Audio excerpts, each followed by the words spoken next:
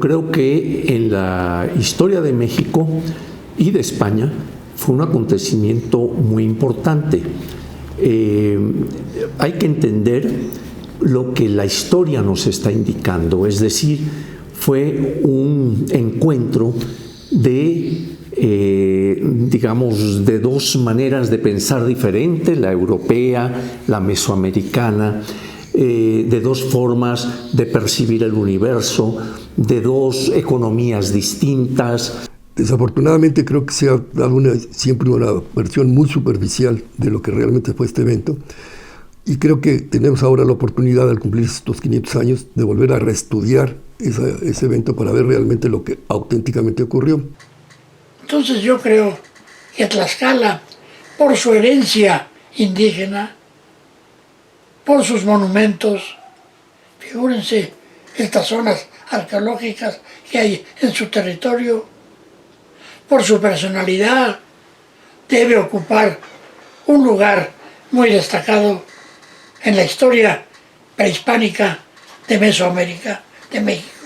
Sí, el papel de Tlaxcala en el proceso de conquista fue muy importante, no tanto por el número de combatientes, ¿no?, que intervinieron en el conflicto, y también porque no es solamente la conquista de la Ciudad de México, ¿no?, de Tenochtitlan, sino que los tlaxcaltecas acompañaron a los españoles, por ejemplo, acompañaron a Pedro de Alvarado en Guatemala, estuvieron también en la conquista de parte de la Mixteca y después en el norte, ¿no?, con las famosas expediciones, ¿no?, y con las colonias tlaxcaltecas que se establecieron por allá, por Zacatecas, por muchas partes del norte, ¿no? Entonces sí, fue un proceso muy importante, ¿no?, y el papel de Tlaxcala fue fundamental. Tlaxcala tiene una personalidad inmensa, inmensa.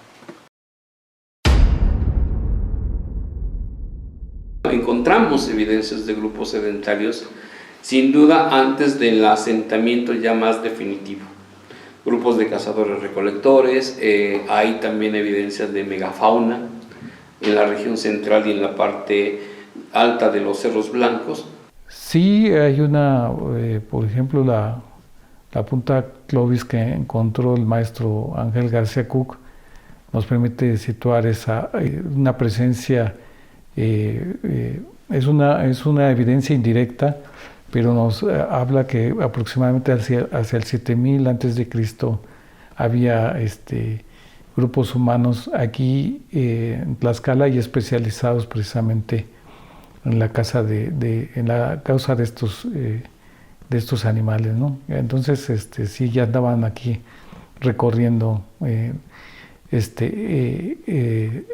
territorio de Tlaxcala, un poquito hacia el norte, es donde se localizó esta punta Clovis. Se van a asentar sobre todo en los abrigos rocosos que les permiten seguridad, que les permiten también el abastecimiento de agua fundamentalmente, y ahí quiero hablar del abrigo rocoso de Atlihuetzía, de lo que algunos conocen como la Cueva del Diablo, donde encontramos evidencia de presencia humana a partir de las pinturas rupestres. Estos asentamientos humanos que se establecían por grupos familiares o núcleos de 3 familias cuando mucho. La Clovis es de un grupo principalmente cazador que andaba en busca de esas presas, pero efectivamente debieron de haber buscado otro tipo de alimentación, pero la Clovis directamente nos indica el tipo de alimento que se buscaban estos cazadores, ¿no? ¿Quiénes son estos grupos que llegan? Son seminómadas.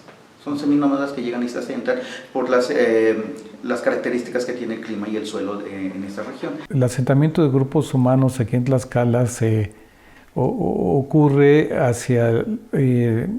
aproximadamente hacia el año 2000 antes de Cristo.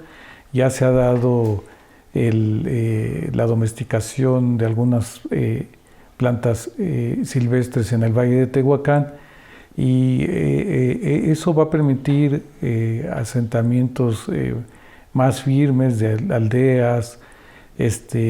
Van a empezar a surgir los asentamientos con pequeños adoratorios. Entonces todo lo que conlleva la vida sedentaria que es una religiosidad que expande hacia a la creación de deidades, de dioses. En el sentido arqueológico, de lo que sabemos son sociedades aldeanas.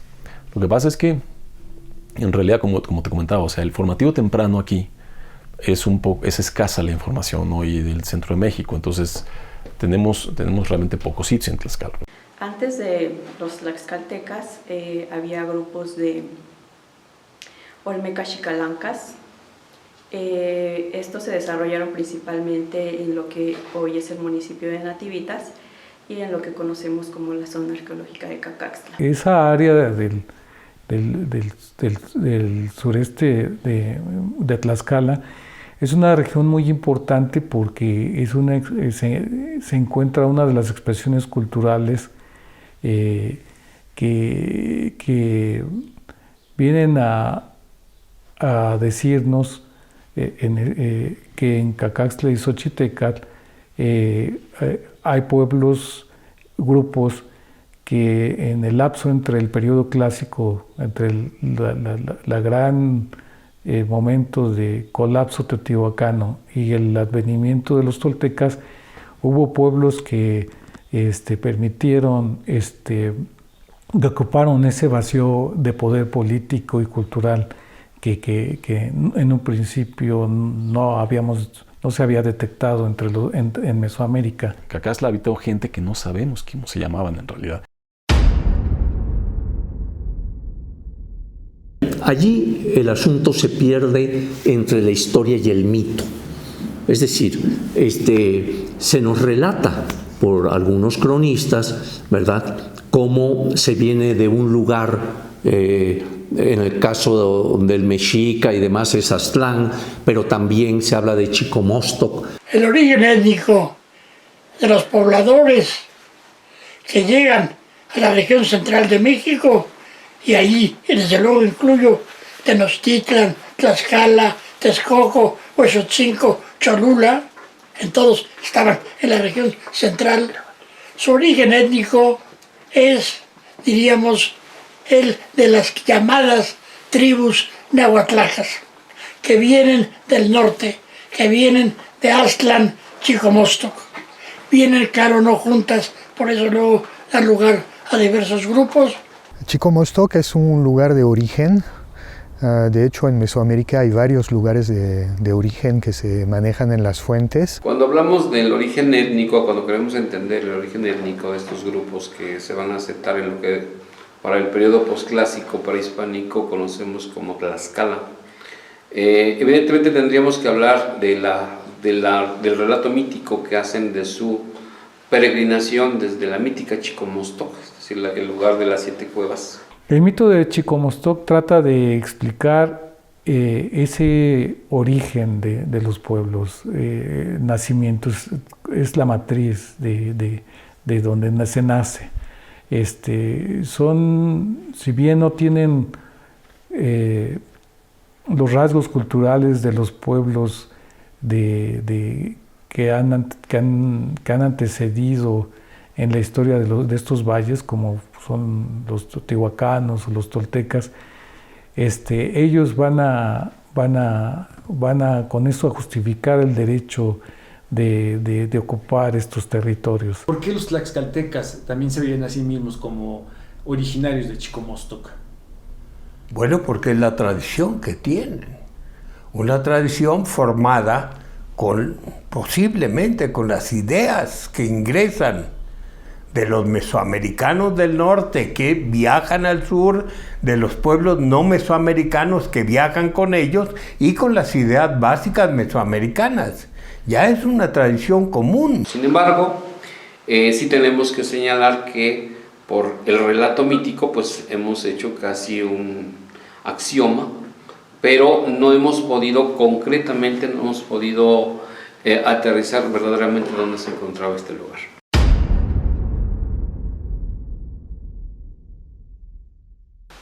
Los tlaxcaltecas son un grupo de la región central, un grupo náhuatl, un grupo que llegó del norte más o menos al mismo tiempo o muy cercano con los mexicas, con los texcocanos, con los huexotzincas y con otros.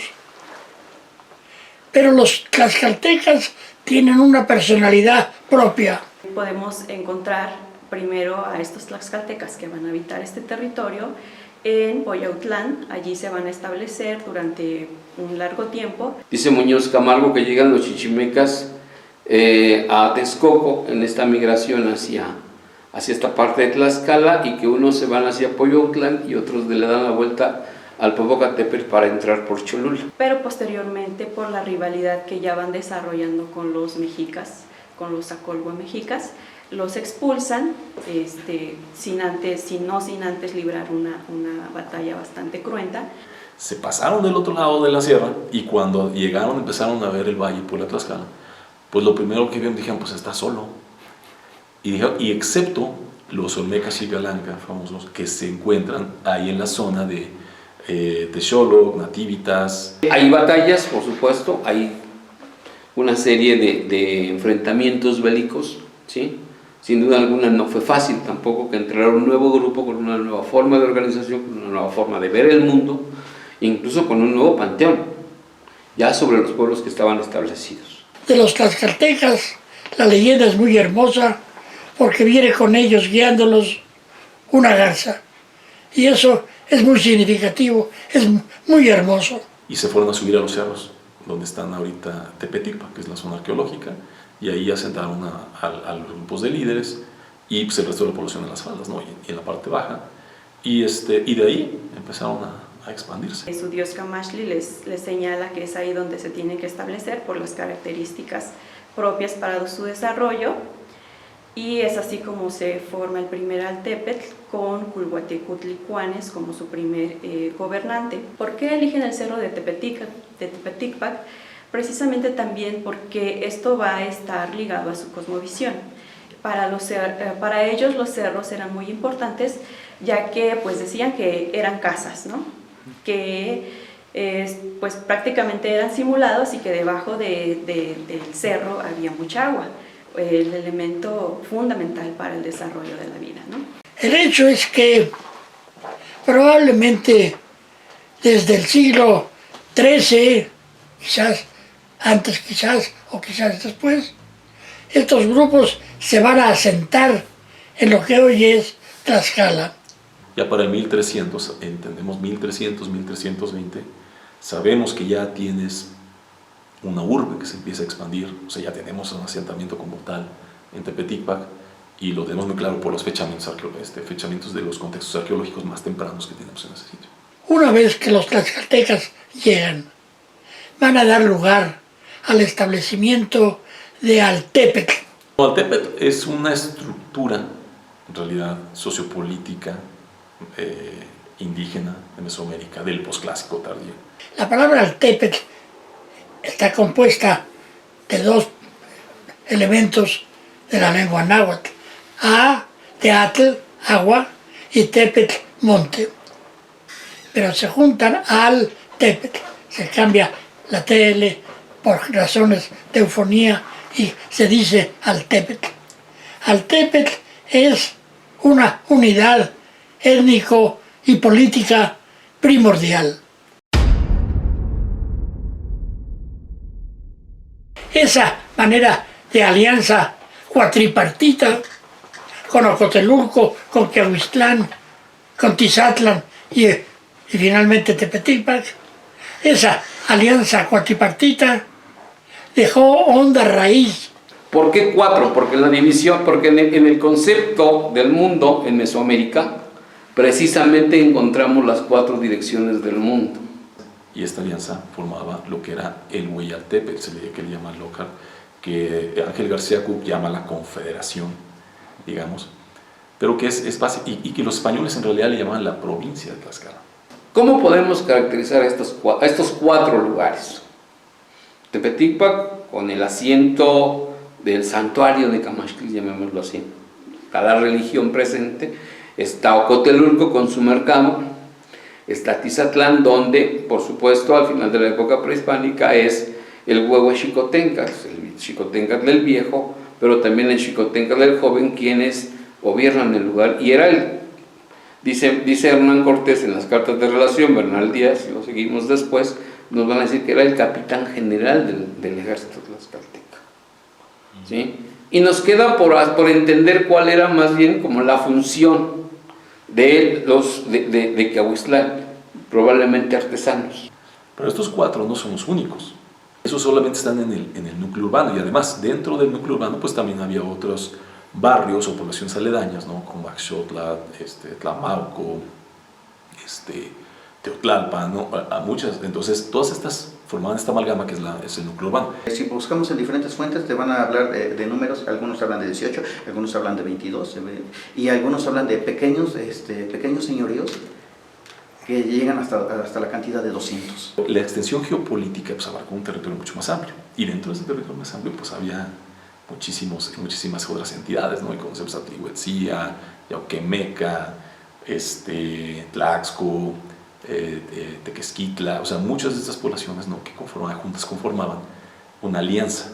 Y si nosotros colocamos un mapa actual de Tlaxcala y trazamos como que dónde se localizaban estos 4 Tlatocayome, vamos a ver que precisamente el plano de Tlaxcala se puede dividir y entender en esas cuatro regiones. Sabemos que en Mesoamérica no era rara la existencia de alianzas, pero en este caso cuatripartita me parece que es bastante singular. Precisamente van a abarcar la parte sur, centro-sur del estado, pertenece a Cotelulco, de la Malinche hacia Puebla, digámoslo así. Esa parte oriente, ¿sí? Que va desde Tizatlán, se va abriendo Huamantla, prácticamente a Pisaco, todo eso pertenece al Tlatocayo de Tizatlán. La parte norte lo vamos a identificar precisamente con Tepetípac, y la parte poniente con los reyes Quiahuiztlán. Las decisiones se toman de manera básicamente colectiva, o sea, todos deciden el rumbo. En teoría ni uno debería tener más peso sobre el otro. Sin embargo, sí sabemos que había gente dentro de los rangos de Tecuichtli, entre los tlaxcaltecas, que sí sobresalían o tenían méritos todavía mayores al resto por sus grandes hazañas, ya sean económicas o guerreros o comodís, o que eran muy sabios. Y esos personajes, que eran como puestos rotatorios aparentemente, los ponían como especie de interlocutores, voceros del resto. Por lo que podemos ver al final de la época prehispánica, cuando llega Cortés, parece que se reunían cada determinado tiempo, lo que muchos llamaron el famoso Senado. Volvemos al punto, es esa imagen europea, pero ¿quién nos dice que en realidad funcionaba como un Senado? Es decir, con distintos niveles de organización y sobre todo de manifestar o de ejercer el poder, a semejanza del Senado romano, del cual tenemos más datos. A lo mejor era un consejo de ancianos, que es algo que podríamos manejar y aceptar más, si incluso lo vemos hoy en día, ¿no? Los famosos tiashcas en los pueblos, que son los que tienen la última palabra, escuchan a los jóvenes, escuchan a los nuevos dirigentes, pero al final quienes sancionan y determinan son precisamente los viejos. Tlaxcala en realidad es una entidad que para cuando llegó Hernán Cortés, llegaron los españoles, pues era todo un territorio grande geopolítico, ¿verdad? Que abarcaba más o menos unos 1.400 kilómetros cuadrados, más o menos, ¿no? De territorio. Y dentro de ese territorio en realidad había muchas poblaciones, es decir, un estado multiétnico. Diego Muñoz Camargo nos señala que a la llegada de los españoles este territorio estaba sumamente poblado, o sea, prácticamente no había territorios baldíos. Y esto sucede porque grupos que, digamos, pertenecían al territorio mexica llegan hasta aquí precisamente hastiados de la opresión del imperio mexica. Los tlaxcaltecas los absorbieron y empezaron un poquito a expandir sus territorios hasta que por fin quedó formada esta confederación, esta alianza de varios pueblos indígenas y un estado multiétnico. ¿Qué ocasionó la rivalidad entre mexica y tlaxcaltecas? Pues la historia política del altiplano central, digamos a partir de la fundación de Tenochtitlan hasta la llegada de los españoles, es una historia muy confusa.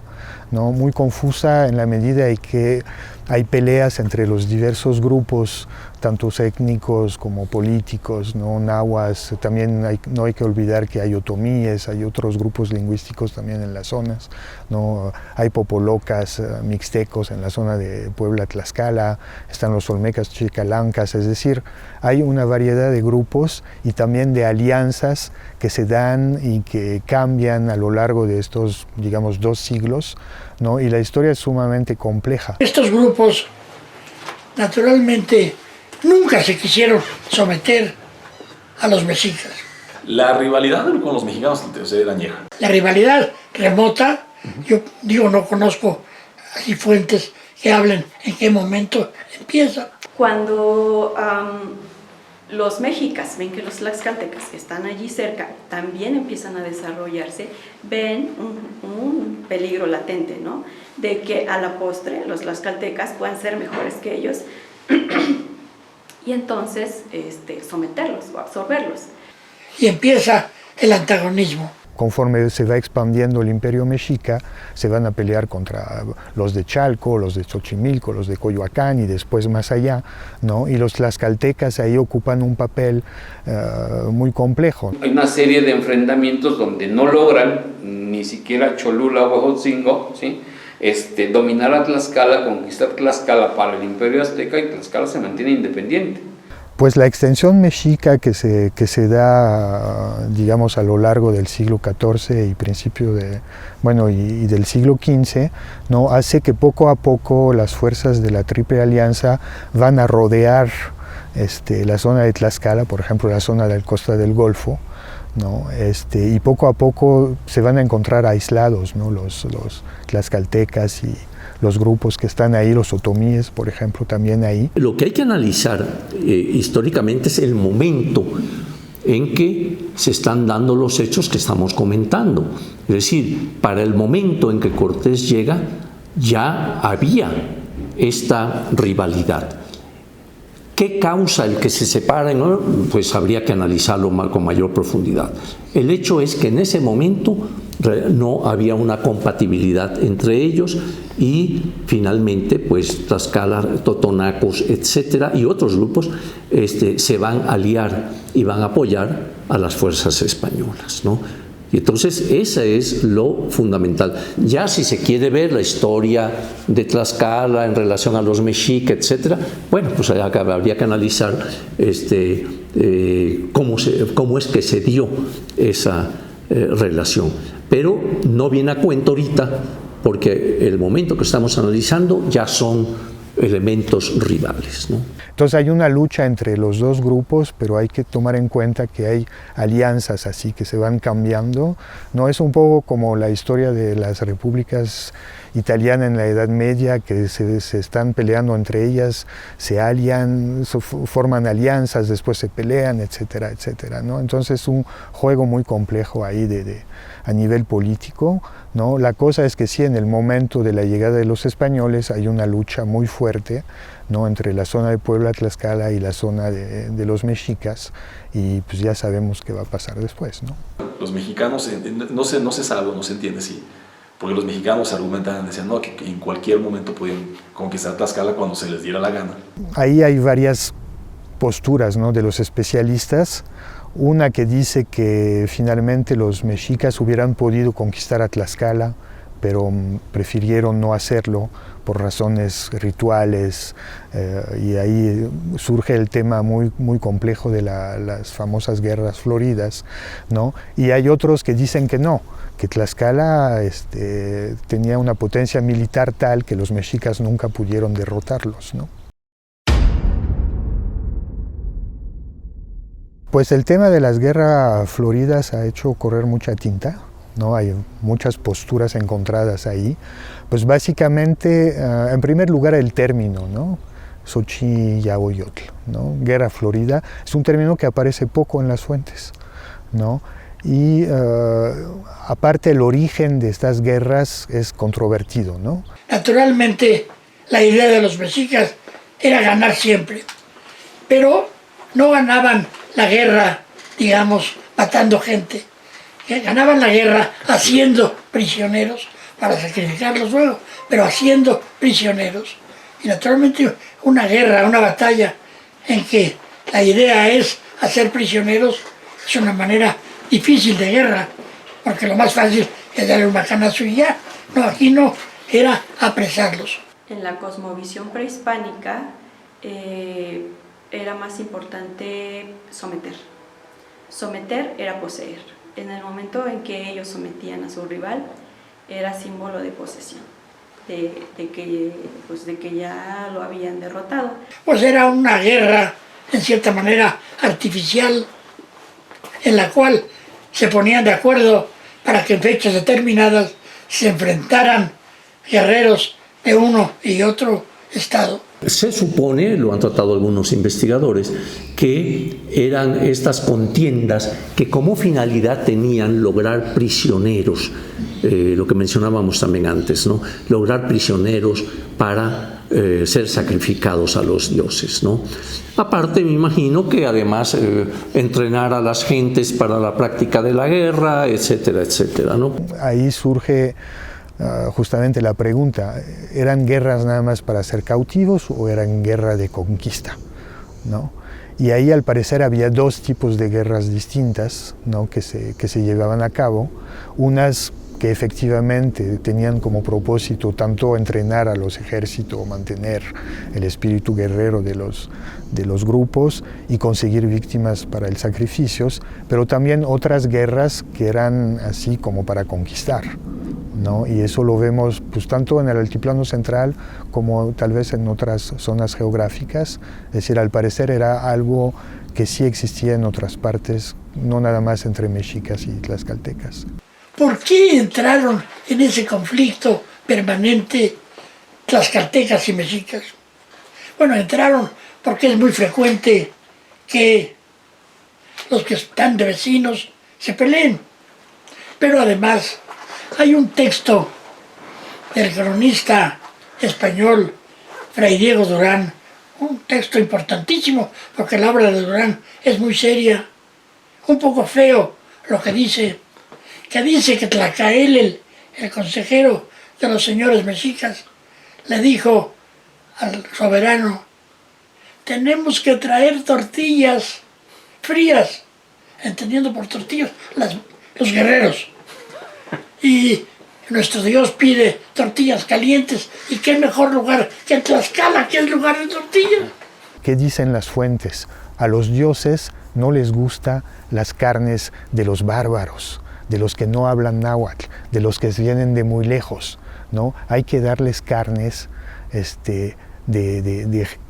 hasta dicen pan sabroso y caliente, ¿no? Que son los tlaxcaltecas. ¿Por qué? Porque los tlaxcaltecas también hablan náhuatl, ¿no?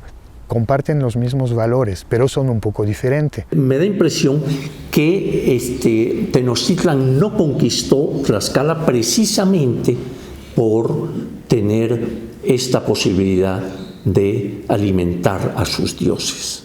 Y eso es un fenómeno que es muy importante para entender esa rivalidad entre los tlaxcaltecas y los mexicas, porque tanto como los mexicas pueden adquirir identidad al sacrificar a los tlaxcaltecas, también los tlaxcaltecas adquieren identidad al sacrificar y al pelearse contra los mexicas. Es decir, son como hermanos enemigos, no muy semejantes, pero un poco diferente, y por eso se puede hacer ese proceso de identificación. En un momento dado hubo una alianza entre mexicas y tlaxcaltecas.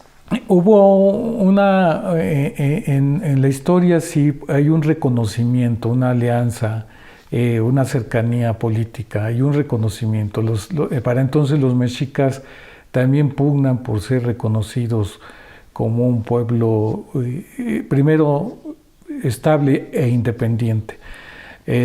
Para 1384 los mexicas siguen dependiendo de Azcapotzalco. Cuando los mexicas se vuelven independientes, ¿no? En la época de Itzcoatl, que se pelean contra Azcapotzalco por ahí de 1428, ¿no? Y derrotan la alianza de los tepanecas, los tlaxcaltecas los ayudan, ¿no? Entonces ahí pues, los tlaxcaltecas son los aliados de los mexicas en contra de los tepanecas de Azcapotzalco. No había tanta rivalidad y pareciera que más bien ya viéndolo con ojos de una revisión más crítica también del discurso histórico, pues era una conveniencia de ambos, ¿no?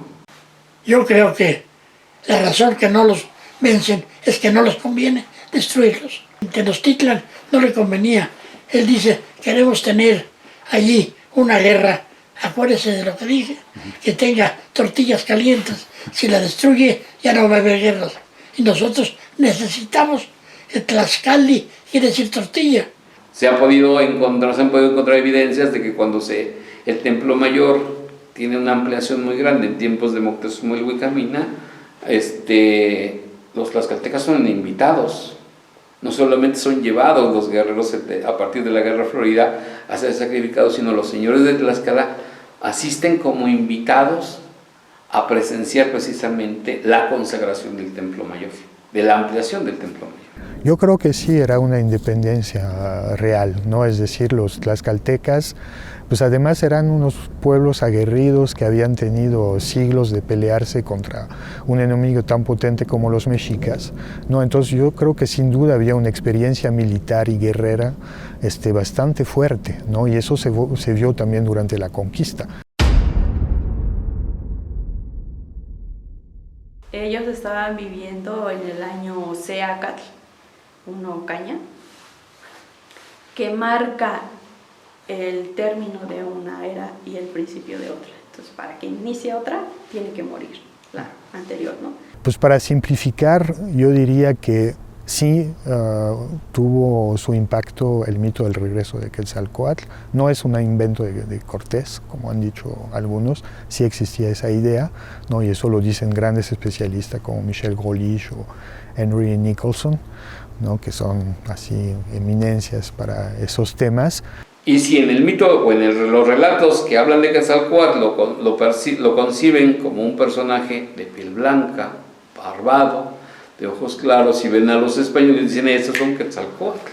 Estar ante un dios para un mesoamericano no es estar impotente. Con los dioses se puede negociar, con los dioses se puede pelear, y a un dios se le puede sacrificar. Cuando vienen los españoles,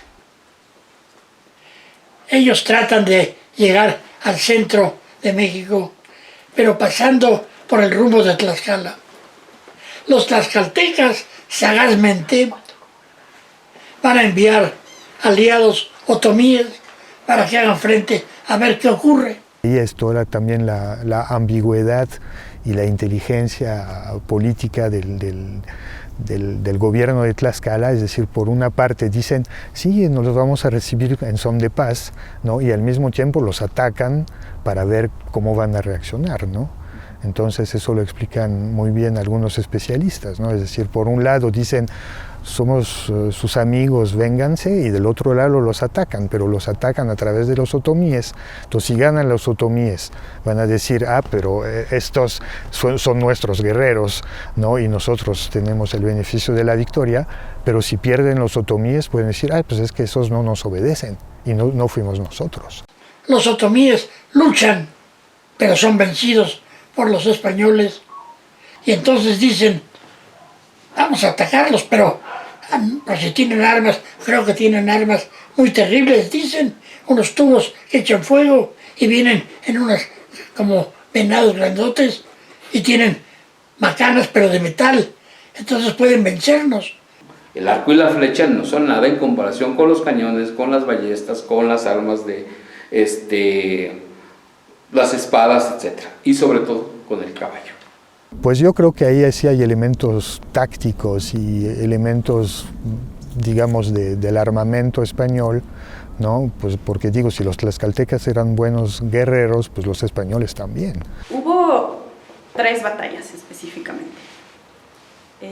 La primera se da en las afueras de lo que es de lo que en ese momento era territorio tlaxcalteca. No sabemos en realidad el número de gente que murió por parte de los tlaxcaltecas, porque ellos no dan el número, no tenemos datos de ellos que dicen. Sabemos los españoles que reportan que mataron caballos, mataron a gente y a quién sabe qué, y que fueron pocos. Pero los tlaxcaltecas no sabemos si fueron 1 o fueron 100. Aquí aparece Xicoténcatl. Xicoténcatl, el joven, pues ese era el líder de las milicias. Los tizatecos eran, gente de Tizatlán, eran concebidos como la parte militar fuerte de Tlaxcala. La más fuerte, pues, se entiende, o una de las más fuertes. Y Xicoténcatl era el líder de los grupos guerreros. Xicoténcatl, las Oyacatzil decían, esos son tan humanos o peor de humanos que nosotros. Y Maxixcatzil decía, no, todo lo contrario, es la deidad, son los dioses que han venido del cielo, etc. Y eso es importante porque, a final de cuentas, también te demuestra que había una colectividad en cuanto al gobierno tlaxcalteca, pero no significa que todos estaban de acuerdo. Entonces, la toma de decisiones era colectiva. Y por eso ese conflicto que se da en el consejo, donde discuten si aceptan o no aceptan a los españoles para que entren a Tlaxcala. Y los tlaxcaltecas dicen, vamos a hacernos amigos, a lo mejor nos ayudan para liberarnos del yugo que tenemos con los mexicas. Lo que pasó es que hicieron una tregua por un rato y llegó Xicoténcatl con un montón de líderes, probablemente 40 o 50 de ellos, ¿no?, de los tlaxcaltecas, y se presentó en el campamento de Cortés. Ustedes vean, en el convento de San Francisco, en la actual ciudad de Tlaxcala, hay una pila bautismal. Se dice que allí la mayor parte de los señores tlaxcaltecas fueron bautizados, mas no el hijo de Xicoténcatl el Viejo, el joven por consiguiente, que le dice a su padre, ¿pero por qué vas a liarte a estos extraños que nos han llegado aquí? Tú no sabes quiénes son.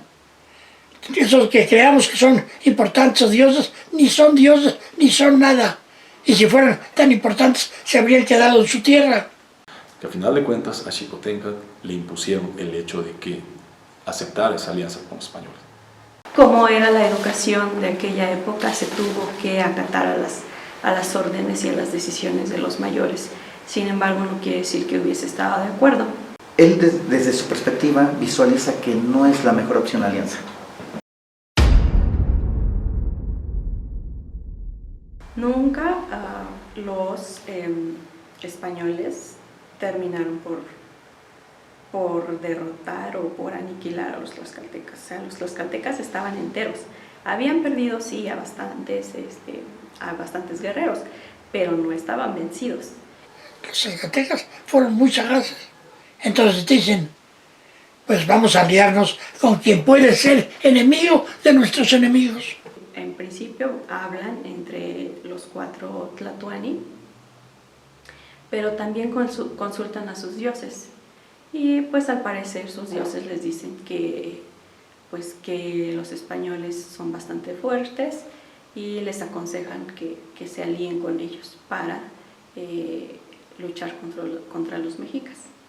Y los tlaxcaltecas, digamos, para de alguna manera sobreponerse a esa amenaza de los mexicas, pues optan por aliarse con el Gran Cortés.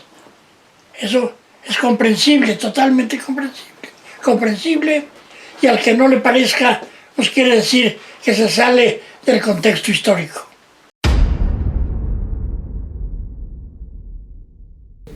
¿Cómo surgió esa leyenda negra? Eso, pues simplemente por esa, digamos, presencia muy fuerte de Tenochtitlan. Y yo creo que eso en cierta forma va a empezar a surgir, sobre todo al momento de la independencia. O sea, a partir de principios del siglo XIX, vamos a ver cómo, digamos, el mexica y otros pueblos también indígenas son, digamos, ¿cómo podríamos decir?, requeridos en cierta forma por las fuerzas insurgentes de que tengan una presencia. ¿Por qué? Porque los insurgentes buscan relacionar a la nueva nación, ¿no? Relacionarla con el pasado que fue destruido por España, por el pasado negado por España. Pues justamente es una leyenda negra porque parte de un nacionalismo mexicano que no existía en aquel entonces, ¿no? Es decir, uno puede ser traidor si hay una patria, ¿no? Obviamente Tlaxcala, su patria era Tlaxcala, no era México, no era Tenochtitlan, no todos los mexicanos de aquel entonces eran mexicas. Un poco comenzó con Carlos María de Bustamante, un poco. Él empezó. Yo no sé si se ha documentado ese tema, pero sí hay que reaccionar contra él. Y si ustedes conmemoran ahora, eso tiene que hacerse matizándolo. Si nosotros estamos odiando ese pasado, nos estamos negando a nosotros mismos, ¿no? Porque finalmente nosotros estamos aquí por ese acontecimiento, por esa alianza, por ese apoyo que los indígenas dieron a los españoles, ¿no? Por eso estamos aquí y ahora somos lo que somos, ¿no? Entonces eso hay que entenderlo y bueno, pues definitivamente no se justifica esa leyenda. Creo yo, para terminar, que esta conmemoración debe de tener un sentido amplio, que la gente no crea que van a conmemorar que los tlaxcaltecas, al aliarse con Cortés, son enemigos de la nación mexicana. No son enemigos, porque no existía tal nación mexicana. Y entonces se va a empezar a fincar lo que va a ser la Nueva España, ¿no? Y ya con otras características, tomando elementos indígenas, tomando elementos españoles, pero sobre todo va a haber ya un nuevo orden marcado por la península, ¿no? La presencia tlaxcalteca imprimió un sello y un cauce a la historia.